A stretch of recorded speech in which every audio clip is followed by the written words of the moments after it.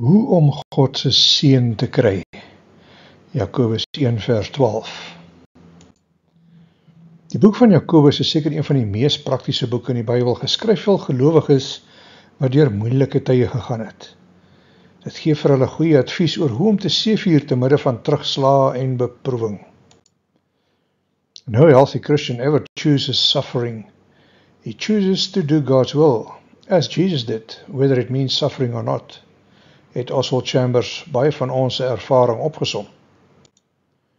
Maar selfs as swaar kry en beproewing ons tref, weet ons dat ons kan staatmaak op God en dat hy steeds in beheer van my omstandighede is.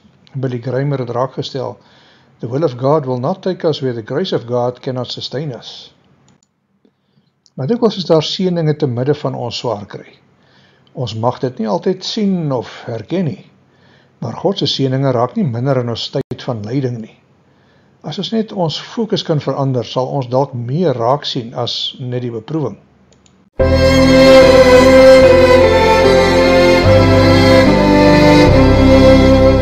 When upon life's billows you are tempest tossed, when you are discouraged thinking all is lost, count your many blessings, name them one by one, and it will surprise you what the Lord has done. Count your blessings, name them one by one. Count your blessings, see what God has done. Count your blessings, name them one by one. Count your many blessings, see what God has done. Are you ever burdened with a load of care? Does the cross seem heavy you are called to bear? Count your many blessings, every doubt will fly, and you will keep singing as the days go by. Count your blessings, name them one by one. Count your blessings, see what God has done. Count your blessings, name them one by one. Count your many blessings, see what God has done.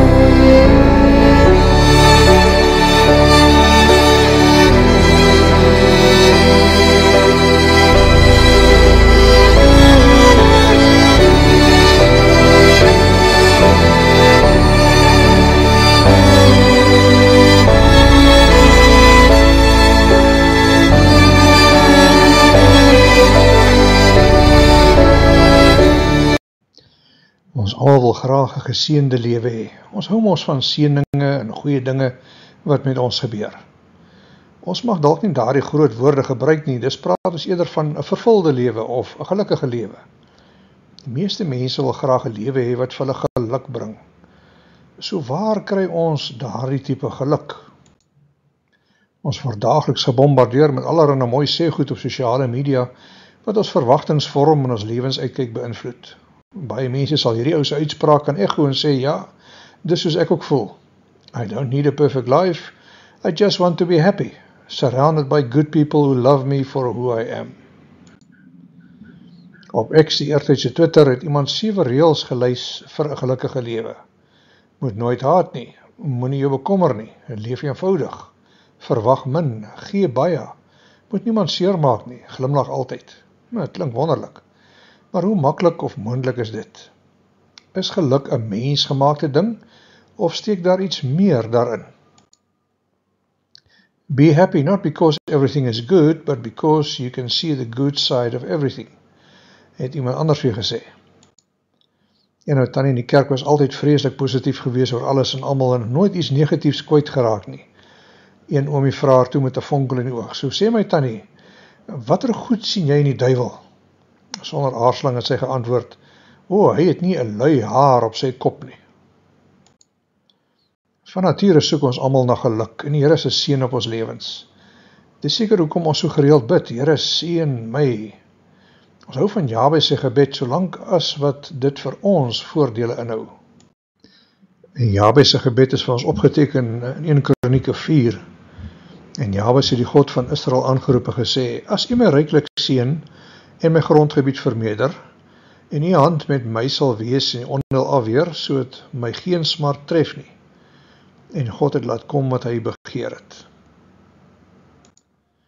Party mense dink hulle sal geluk vind in die dinge van hierdie wêreld. Ons versamel allerlei goeders in die hoop dat dit vir ons geluk sal bring, maar na 'n dag of 2 is dit ook oud en bly knaag die gevoel na vervulling nog steeds. Die mens is nooit tevrede met wat hulle het nie. Daar is altyd 'n soeke na iets anders, wat dalk langtermyn vervulling of seën kan veroorsaak. Dis nie meer aardse goeders wat jou gelukkig sal maak nie, maar iets diepers.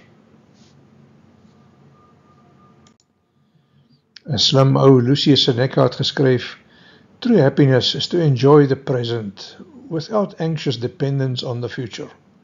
Goeie raad, maar is dit die geheim van ware geluk? 'n teken van die Here se seën op jou lewe? En Billy Graham het tydens een van sy uitreikings gesê, jy sal nooit vrede vind nie, jy sal nooit vreugde vind nie, jy sal nooit geluk vind sonder Jesus Christus nie. Die Bybel sê dat ware geluk en vervulling en seën net deur Jesus kan gebeur.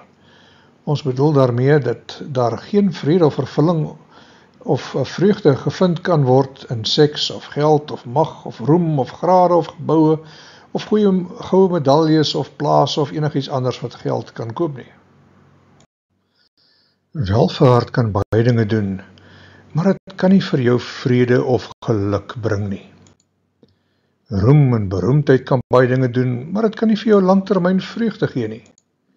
Mag en krag kan baie dinge doen, maar dit kan nie jou vrymaak van skuld nie. Ons is bekend met Nehemia se uitspraak waar hulle besig was om die mure van Jerusalem te herstel. Die vreugde van die Here gee vir ons krag. The joy of the Lord is your strength. Die vreugde wat Jesus bring, hou vir ewig. Selfs al breek ons harte, selfs al loop die trane. Dis 'n vreugde wat uitstyg bo jou omstandighede en wat nie verdwyn as jou omstandighede verander nie. Wanneer die harde tye kom, het ons 'n vreugde nodig wat groter is as die plesier om te sien hoe jou gunsteling span 'n rugbywedstryd wen. Watter raad sou die praktiese Jakobus aan die vroeë Christene gee en ook aan ons vandag? Die Jakobus geskryf het in die lydende Christene van dwars oor die Romeinse ryk wat daar verspreid gewoon het, het hy 'n vers ingesluit wat hulle vertel het hoe hulle deur God geseën kan word, hoe hulle sy seën kan ervaar. Dis die enigste pad na die ware geluk.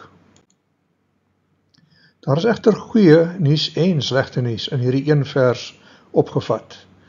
Die goeie nuus is dat hierdie seën beskikbaar is vir enigiemand wat dit wil hê. Die slegte nuus is dat die seën kom teen 'n duur prys wat daarin gekoppel word. Die eerste gedeelte van die vers klink so: Die Here gebruik slegte of moeilike dinge in ons lewe om te kyk of ons lojaal aan hom gaan bly. Ander vertaling sê, gelukkig is die mens wat 'n versoeking standvastig bly. Of salig is die man wat versoeking verdra. Die prentjie wat Jakobus vir ons teken is van iemand wat 'n versoeking is, iemand wat moeilike tye beleef, iemand wat 'n taaiklap van die lewe gekry het. Dit gaan oor iemand wat pens en potjies binne so 'n aaklige tyd is. Met ander woorde, 'n tipiese dag in die lewe van 'n vervolgde Christen. Die Griekse woord vir standvastig bevat die idee van soldate wat vas staan in gelid terwyl die vyand op hulle afstorm. Terwyl ander mense dalk sal omdraai en weghardloop, staan hierdie manne stewig en veg terug. Hulle gee nie in vir vrees nie. En hulle kry nie koue voete wanneer die oorlog hewig raak nie. Hulle is nie op die uitkyk vir 'n agterdeur of 'n vinnige wegkomkans nie. Hulle staan om te veg terwyl die vyand op hulle afstorm. God verlos sy kinders op 2 verskillende maniere. Partykeer verlos hy ons van sulke moeilike tye. Die meeste kere is ons nie eens bewus daarvan dat dit gebeur het nie. Ons sal nie weet totdat ons eendag in die hemel kom van al die kere wat God ingegryp het en ons beskerm het teen gevare wat ons nie eens van geweet het nie. In die volksmond praat ons van 'n beskermingengel wat oor elkeen van ons waak.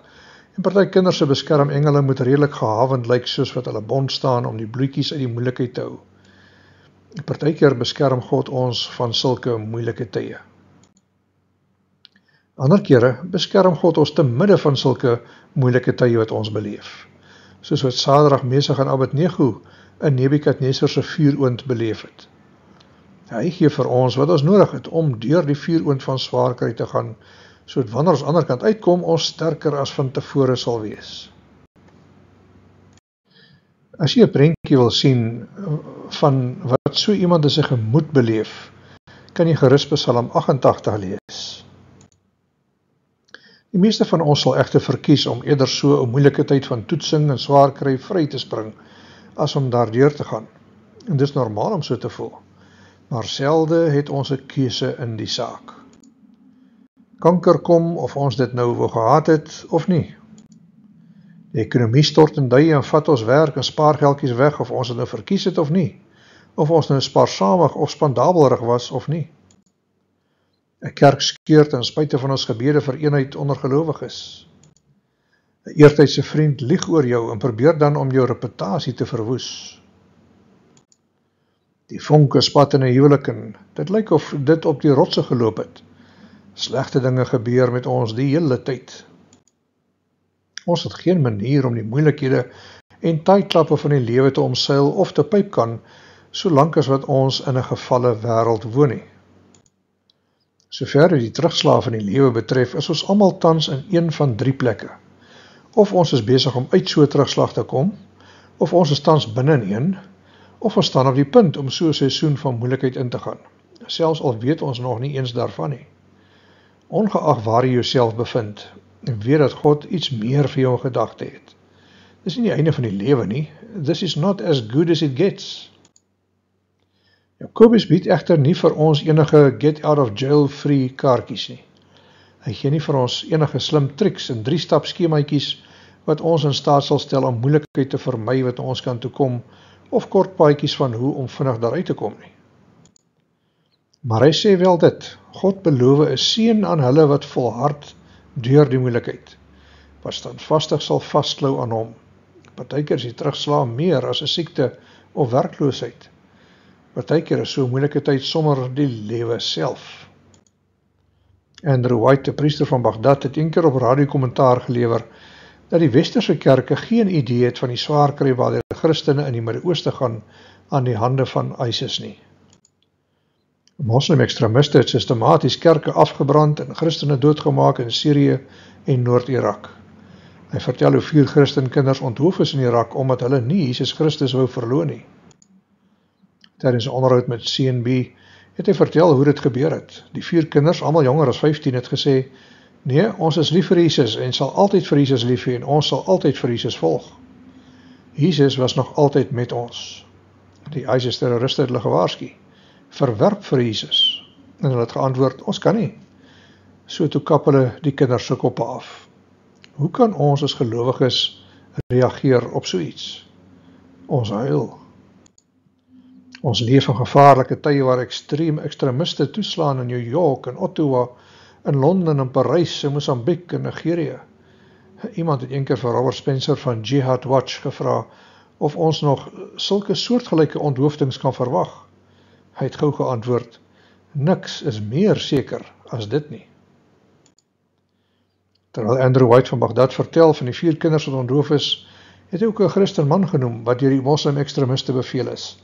As jy nie die moslim credo opsê deur jouself te bekeer en 'n moslim te word nie, gaan ons al jou kinders doodmaak.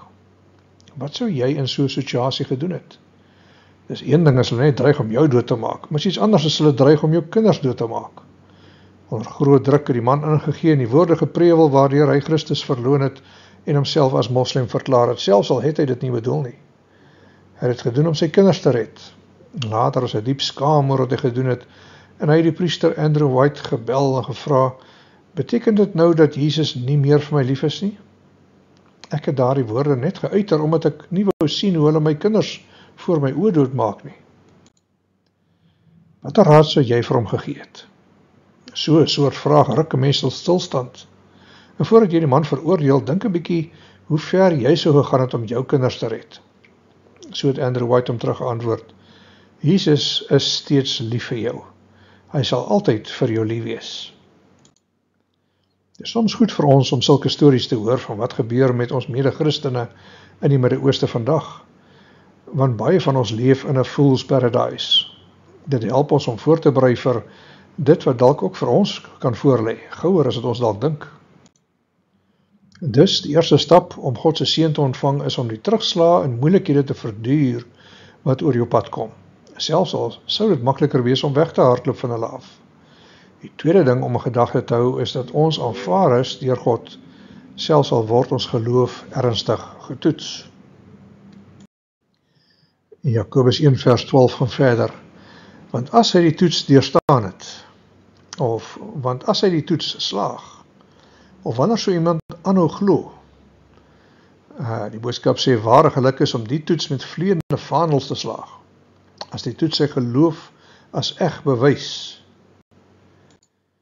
Die lewe is soms soos een groot toetsreeks. Party van die toetse slaag ons, ander val ons. Vir party toetse is geen hoeveelheid voorbereiding genoeg nie. Tweety sê, my life feels like a test I didn't study for. Hoe weet jy wanneer die toetse verby is? Here is the test to find whether your mission on earth is finished. If you're alive, it isn't. Life is the most difficult exam. Many people fail because they try to copy others, not realizing that everyone has a different question paper. Ons mag dalk met 'n nuwe uitdaging te doen kry by die werk, of die baas kan jou in die pad steek sonder enige waarskuwing. Of die dokter kan vir jou onverwag sê, ek is jammer, ek kan niks meer vir jou doen nie. Daar is geen mediese oplossing wat dinge kan omdraai vir jou nie. Of jou wederhelft kan besluit om jou te verlaat, of jou kinders kan jou diep teleurstel. Of jou kerk mag jou seermaak. Is geen wonder dat mense seer kry in die kerk nie, want die kerk bestaan uit sondige mense wat nie perfek is nie. Of jou spaargeldjies duik in die hek. Of jou vriende laat jou in die steek. And the silence of a friend who let you down echoes louder than any goodbye. Of jy sukkel met depressie en beleef gedagtes van selfmoord. Alles raak net te veel en jy weet net nie meer hoe verder nie. Jy mag in die versoeking wees om alles oorboord te gooi en iets wilds aan te vang, jou te vergryp aan alkohol of jou oor te gee aan sensuele plesier. Jy mag dalk so oorweldig voel dat jy jou nie kan indink om nog 'n dag langer te leef nie. Kroniese pyn kan dalk die konstante metgesel wees. Jakobus wil vir ons laat weet dat om sterk te staan tydens harde tye sy eie beloning het. Ons sal deur God goedgekeur word. Ons sal die toets slaag, ons sal die prys ontvang. Iemand verduidelik een keer dat om mooi musiek te maak met 'n gitaar, jy die snare onder groot stres moet sit. Klanke word gebore onder stres. 'n Snaar het stres nodig. Dit moet gerek en getrek of gedruk word om 'n geluid te maak. Die snaar moet beweeg word vanuit sy gewone gemaklike rustende posisie na 'n gestreste toestand voordat dit 'n geluid kan maak. 'n Papsnaar maak geen musiek nie. Jy moet dit vasdraai en dan nog meer draai totdat dit snaar styf gespan is. As jy dan aan die snaar trek of pluk, maak dit 'n pragtige klank. As al die snare gestem is dit in staat om pragtige klanke voor te bring. Maar as een van die snare uitstemming is, gaan almal dit agterkom dat daar 'n vals noot in ons midde is. Dis hoekom jy gereeld sien dat musikante hulle instrumente instem voor hulle begin speel. Al die snare moet op die regte frekwensie onder stres wees. So is dit ook met my en jou. Wanneer ons ontspan en gemaklik voel, wanneer die rekenings betaal is, jou familie bymekaar is, dan is alles reg in jou hoekie van die wêreld. Die lewe kan wonderlik wees, maar jy maak nie veel musiek in so 'n rustende toestand nie. Dis gerieflik, maar daar gebeur nie juis iets om oor huis toe te skryf nie. Dis wanneer jy uitgerek word, gestres word op maniere wat jou wil laat skree van die pyn, as jy getrek word tot amper breekpunt en vasgedraai word en opgewen word deur die meestermusikant wat presies weet hoeveel jy kan hanteer. Hy sal nie stop totdat jy uitgerek word tot waar jy die mooiste klanke kan produseer nie. Niemand het gesê dis maklik of pynloos nie. Om musiek te maak vir God deur ons lewens kom teen 'n hoë koste. Faith is like a muscle. It must be fed and exercised to be built up. Iets soortgelyks het met Jesaja gebeur toe hy 'n boodskap aan sy volk aflewer. Maak groter die plek vir jou tent, maak breër jou tentdoeke, moenie suinig daarmee werk nie, maak langer die tentlyne en slaan die tentpenne dieper in, want jy sal na alle kante toe uitbrei. Jou nageslag sal nasies verdryf en in die stede wat nou verwoes is, gaan woon. Die musiek of die melodie wat ons produseer wanneer ons onder stres verkeer en het verduur met vreugde, bewys dat ons vertroue vas staan op die Here. Ons sing 'n simfonie van swaar kry wat God se goedkeuring wegdra. Dis 'n bewys dat ons die toets slaag. Bob Marley se een liedjie sê, "One good thing about music is when it hits you, you feel no pain." Ons hou daarvan om hemelse musiek te maak, maar ons hou nie juis van die pyn nie. Daardie twee gaan egter saam. Jy kan nie die een hê sonder die ander een nie. Denzel Washington het glo gesê, "Man gives you the award, but God gives you the reward." Watter beloning wag daar op my as ek my moeilike tye verduur, as ek standvastig volhard in my wandel saam met die Here? Jakobus 1 vers 12 stel het so mooi. Daar gebeur partymal dinge wat iemand se geloof toets en wat hom verkeerde dinge wil laat doen. Wanneer so iemand aanhou glo, dan is hy 'n gelukkige mens. Hoekom? Want wanneer God tevrede is met so 'n mens, dan sal God vir hom 'n prys gee. God sal vir hom die ewige lewe gee. God het beloof vir die mense wat lief is vir hom. Ander vertaling sê, gelukkig is die mens wat in versoeking standvastig bly. As hy die toets deurstaan het, sal hy as oorwinningsprys die lewe ontvang, wat die Here beloof het aan die wat hom lief het. Lewende vertaling sê, gelukkig is die mens wat in beproewing volhard. As die toets sy geloof as eg bewys, sal hy die lewe as oorwinningskroon ontvang. God het hierdie lewe beloof aan hulle wat hom lief het. As ons dink aan die woord kroon, dink ons nie aan 'n kroon wat 'n koning sou dra nie. Ons dink eerder aan 'n laurierkrans wat die atlete by die Olimpiese spele ontvang het. Dis 'n eer wat gereserveer word vir hulle wat die prys betaal het tydens harde uitdagende tye, totdat hulle oorwinnend uitgestaan het op die einde. Vandag nog is daar party sporte waar jy 'n laurierkrans kan kry as beloning, en eer word so betoon aan die wenner. Selfs Asterix en Obelix het al te doen gekry met Julius Caesar se laurierkrans. As jy meer wil weet van hoe dit gebeur het, lees gerus die boek. Vandag se tyd kry mense medaljes as teken van eer, nadat hulle gerangskik is op die podium van 1 tot 3. Party van ons het sommer baie sulke medaljes op die sportveld verower, maar hoe ouer jy word, hoe minder werd lyk al daai sertifikate en medaljes. William Manchester het 'n biografie geskryf oor Winston Churchill se lewe, getiteld The Last Lion trilogie. Hy het in groot detail die lang stryd beskryf tydens die 1930s, toe Brittanje die groeiende bedreiging van Adolf Hitler in Nazi-Duitsland verduur het. Tot Churchill uiteindelik eerste minister word in 1940, het baie mense getwyfel of hy opgewasse sou wees vir die taak. In sy eerste toespraak het hy sommer baie reguit gepraat oor die moeilikhede wat nog vir hulle voorgelê het. I have nothing to offer but blood, toil, tears and sweat, het hy gesê. Sy beleid was om elke moontlike weerstand te bied deur oorlog te maak op see, land en die lug, met al die krag wat God vir hulle gegee het. Sy doel was die volgende. You ask what is our aim? I can answer in one word. It is victory. Victory at all costs. Victory in spite of all terror. Victory however long and hard the road may be. For without victory, there is no survival. Geen wonder die mense het hom gevolg nie. Hy het hulle die waarheid vertel omtrent die taak wat vir hulle voorgelê het. Jakobus het dalk saamgestem met sy benadering. Die Christenlewe is net so hard, dis swaar, daar's baie versoekings, uitdagings, moeilikheid, terugslag. Dis nodig dat ons dit van die begin af weet, sodat ons nie verras word later en oorweldig word deur die tawwe tye as dit opdaag nie. Francis Chan stel het so: God doesn't call us to be comfortable. He calls us to trust Him so completely that we are unafraid to put ourselves in situations where we will be in trouble if He doesn't come through. Maar die goeie nuus is dat God vir ons veg tot ons oorwinning behaal. Dis sy beleid, oorwinning ten alle koste, ongeag hoe lank of swaar die pad ook al mag wees. God se bedoeling vir jou is om die oorwinnaarskroon te dra, maar dit sal nie gebeur sonder pyn, worsteling en harde werk en verliese nie.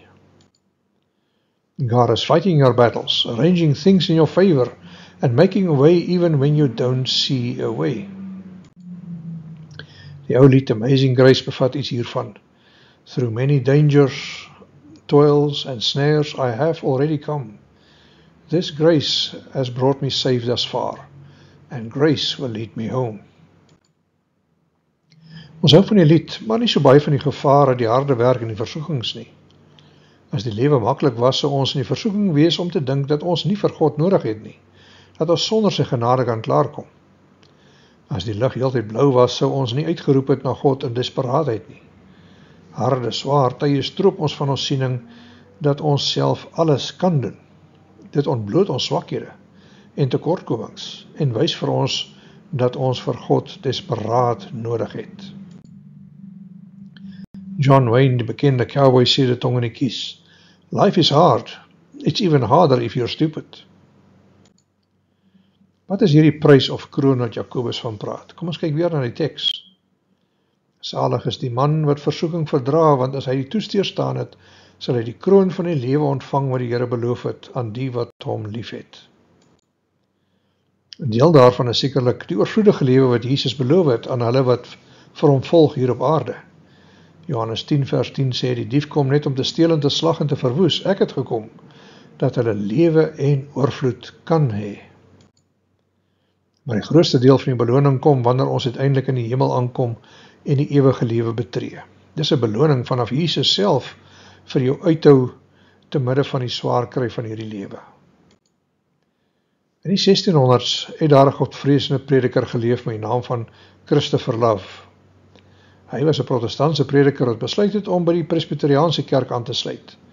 Daarvoor is hy aangekla van hoogverraad en veroordeel om gehang te word in 1651.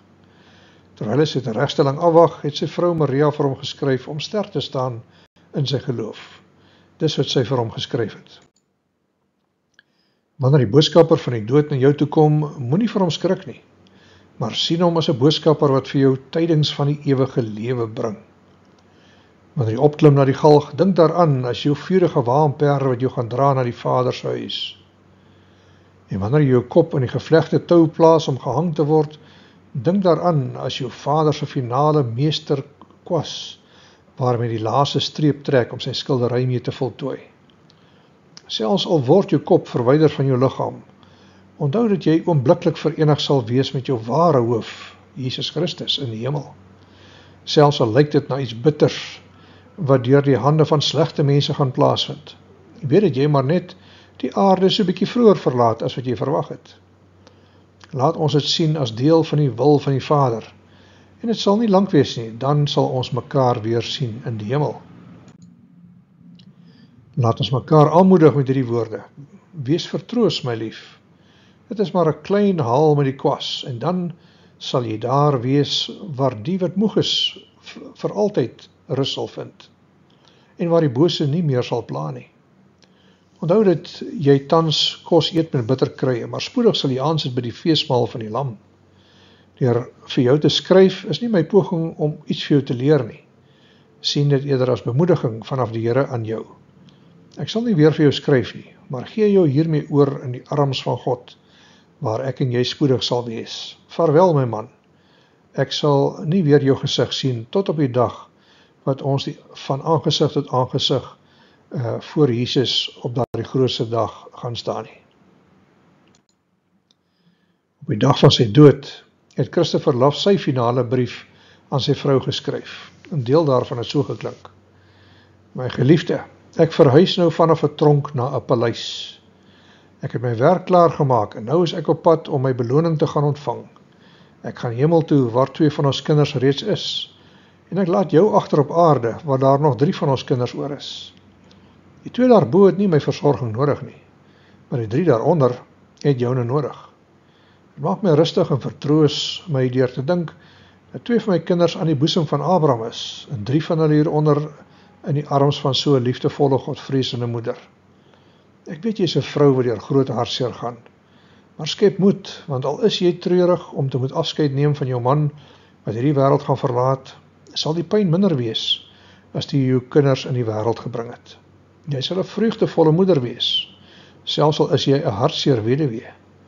God het baie genade vir jou gereed gemaak, en die gebed van 'n sterwende man vir jou sal nie verniet wees nie.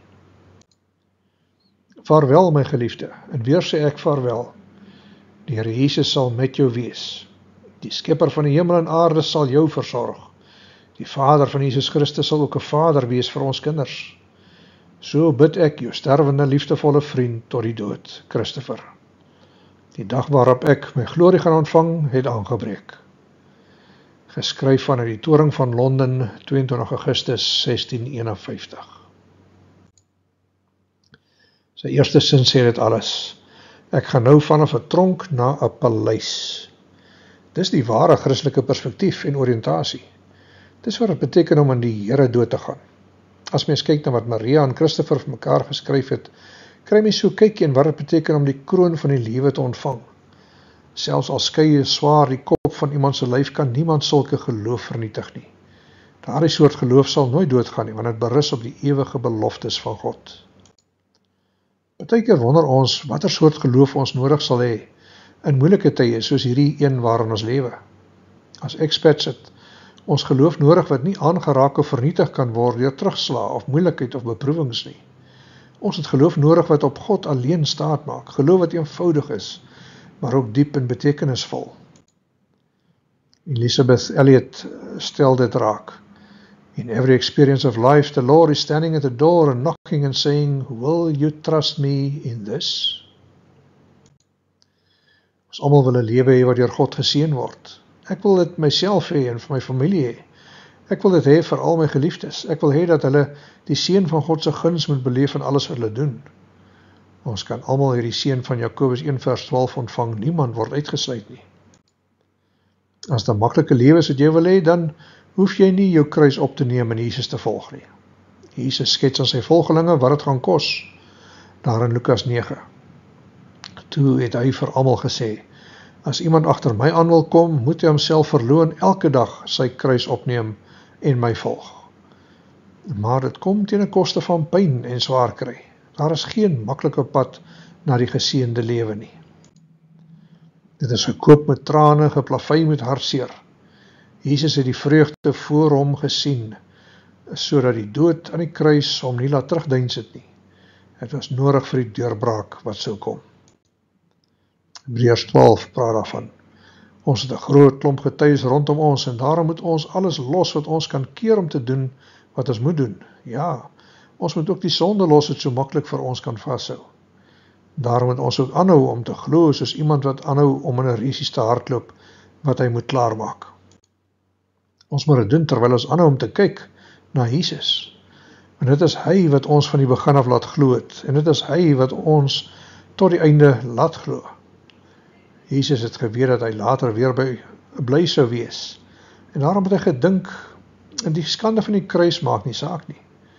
Hy het aangehou om swaar te kry, totdat hy aan die kruis gesterf het. Daarom sit hy nou op die belangrikste plek by die troon van God. Om Jesus te volg, lei altyd tot 'n kruis. As jy sy seën wil ontvang, sal jy op die Jesuspad moet klim. En wetende dat daar iewers 'n kruis vorentoe vir jou lê en wag. Hulle wat hom volg, sal nie teleurgesteld wees nie. Hulle sal in staat wees om die moeilikheid van hierdie wêreld te hanteer met goddelike genade. Hulle is ook diegene wat God se goedkeuring wegdra, deurdat hulle op die einde die kroon van die lewe ontvang. Dankie Here vir u genade om pelgrims op hierdie aarde te kan wees. As dit nie vir u genade was nie, sou ons dit sekerlik nie gemaak het nie. Buig ons perspektief daagliks om te sien waar dit alles gaan eindig. Mag ons die resies hardloop met die oog op die wenpaal, nie die probleme en swaar kry langs die pad nie. Dankie dat u moeilike tye in my lewe kan gebruik om my geloof in u al sterker te maak, my vertroue in u al groter te maak. Amen.